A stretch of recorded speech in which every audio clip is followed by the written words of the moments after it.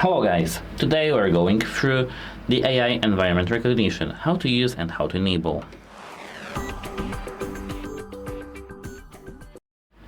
Of course, we are talking about the ROBOROCK Qrevo Edge. The first thing you need to do is to tap this gear icon over here. Now, you need to scroll down till you see the Reactive Obstacle Avoidance. Tap it. Here, as you can see, they have Reactive Obstacle Avoidance. Make sure that this is enabled. Topless Collision Mode. And here they have three modes. None.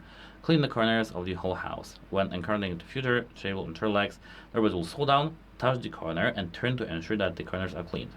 Balanced. Intelligently adjust the way it cleans around obstacles to improve cleaning efficiency and reduce collision. And sensitive. Cleans with agility to reduce collisions, which may lead to which may leave messed spots around the table, sets, and furniture legs.